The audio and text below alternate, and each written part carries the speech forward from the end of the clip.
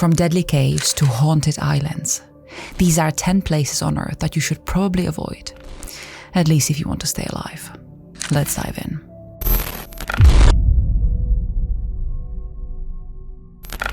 Don't you ever visit this cave.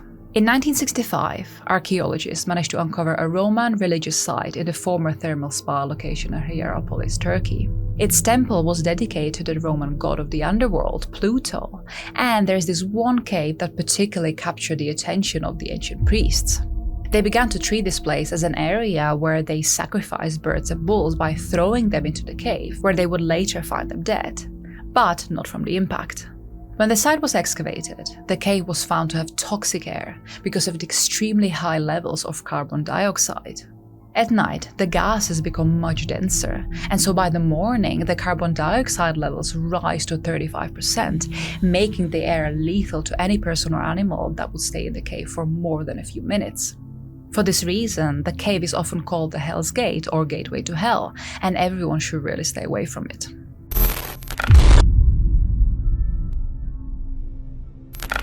There's this one island that if by some miracle you manage to go to, you would die. Part of the Andaman Islands in the Bay of Bengal lies the North Sentinel Island. This area, measuring it 8 km long and 7 km wide, is actually highly protected by India, and that is for one very good reason. Its inhabitants, called the Sentinelese, want no visitors whatsoever. There have been countless of attempts to engage in contact with these people, but whoever got close to them ended up being killed by them. Now, we can't really say for sure how many people actually live on this island, but the 2012 Indian census estimated the number to be between 50 and 400. These people live in a very simple manner in these 3 groups and have 2 types of houses. One large communal one where the family usually sleeps, and then there are several smaller ones usually alongside the beach for all the hunters to use. They hunt with spears, bows and arrows, and use small boats for fishing, and of course to ward people off. It is estimated that they have not even invented the wheel yet, but it would seem that the Sentinelese are actually thriving in the way they live now. These days, the island is patrolled by the Indian Navy. Not only are people being prevented from entering the island for their own good, but it is also there to protect the Sentinelese. Because you've got to remember that they haven't really been exposed to any of the viruses and bacteria that we might carry. And so just one sick person could wipe the entire island off. And so this makes it the most restricted place on Earth.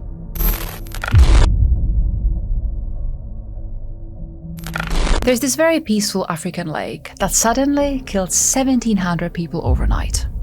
Back in 1986, Lake Nyos in Cameroon released this huge burst of CO2, which was previously trapped down within the lake as a result of its volcanic activity. Now, this massive cloud flew over the nearby villages and suffocated around 1,700 people and killed thousands of their livestock. Now, scientists are still studying gas buildup in deep volcanic lakes, but the real question still remains. Why did this happen? And can it occur again?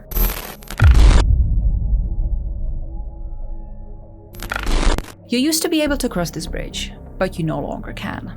The Czech Republic is home to some truly stunning places and natural wonders, some of them being even featured on the famous UNESCO list.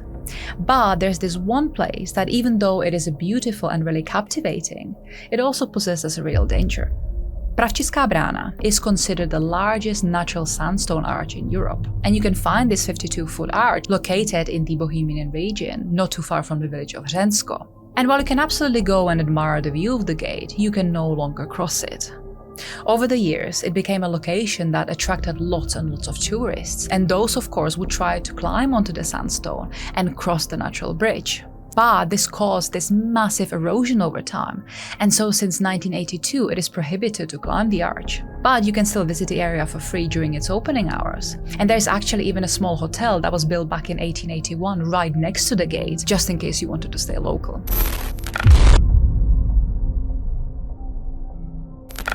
Don't go anywhere near this place. There's this crater in Siberia that was discovered back in 1949 by a Russian geologist, Vadim Kolpakov. And on a first glance, you wouldn't really think that there was anything unusual about it, but you'd be wrong. The locals call this place the Fire Eagle's Nest, but officially it has been named the Patomskiy crater. People have been reported feeling sick when going close to it, and many have even disappeared without any traces. Apparently, the animals don't go anywhere near it, and compasses spin wildly when you approach it, so the locals all agree that this place is extremely evil. This crater is located deep in the forest in the region of Irkutsk, and it is this cone-shaped mound at 48 meters tall and 159 meters wide. It is made of limestone, but this is exactly what makes it really bizarre. It looks nothing like anything within that region.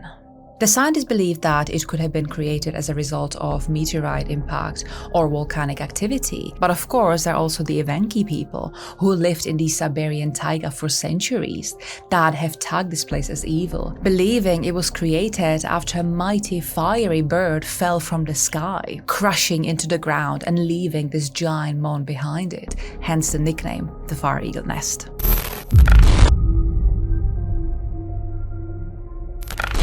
This fort has officially been declared cursed. The Bhangarth fort in India remains shrouded in mystery. While you're perfectly okay to visit and enter it during the day, you may want to stay away from it at the nighttime. The 17th century fort has actually been declared cursed by the Indian government, and it seems like they have a very good reason for it. It has been reported that many people that visited it after dark mysteriously vanished and never returned. So now the entry is strictly prohibited from sunset to sunrise. The curse is said to stem from the legend of Guru Balonath, who was a known and looked up saint. He lived in a house in the area of Bhangarth, and when the fort was just about to be constructed, the saint had one strange but very specific request to the king Madho Singh, who wanted to erect that fort there. Guru Balonath said that the king might go ahead with the construction, but he asked that no building within it should be taller than his own house, so that nothing would cast a shadow onto his own roof. Otherwise, a great misfortune would fall upon the land. The king, of course, did not comply with the request, and so as a result of this, the entire land of Bhangarth was cursed by the saint. In addition to that, there's one more haunting tale that was supposed to place a curse onto the area, and that was done by a necromancer who fell in love with this beautiful princess Ratnavati. To get her attention, he placed a black magic spell onto the body oil the princess usually used, and he offered it to her as a love potion. She refused it and threw the bottle over to a large rock, which then cracked and rolled over to the necromancer, crushing him to death. But before he drew his last breath, he managed to curse the entire village.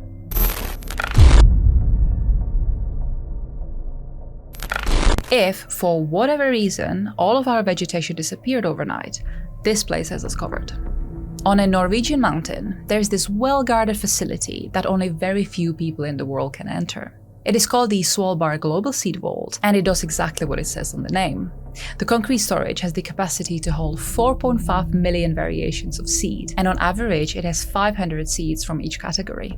The facility opened in 2008, costing just under $9 million to build. And the main idea is to preserve as many seeds as possible in case we were to lose them because of war, natural disasters, sabotage, disease, and so on.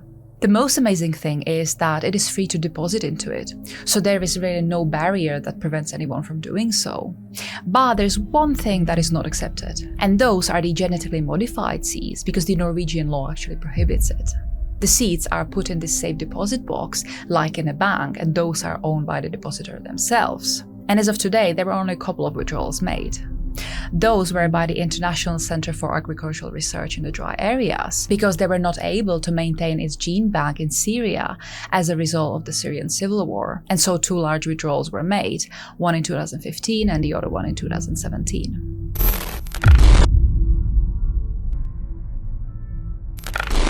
This city was once visited by the Hollywood stars, but now it remains abandoned. The city of Varosha in Cyprus has a haunting history. Back in its glory days, it was practically one of the most famous destinations in Cyprus. Visitors were seeking the beautiful sandy beaches, blue waters, and hot sun, and it was even a popular spot for celebrities like Elizabeth Taylor, Marilyn Monroe, or Brigitte Bardot. But then a tragedy struck. In 1974, Turkish troops invaded the city, and the army took over the control of the place. Luckily, all residents managed to flee just in time, but since then, the city became a complete ghost town, and tourists are now actually prohibited from even entering it.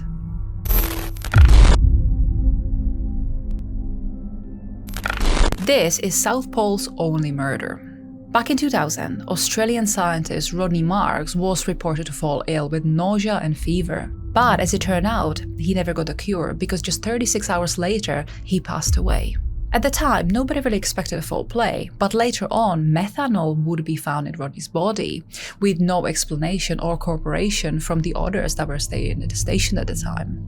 And unfortunately, to this day, nobody really knows how far the investigation got, or how much the US was able to discover about the poisoning of Rodney Marks. And so just like that, this has become the one and only murder mystery in South Pole.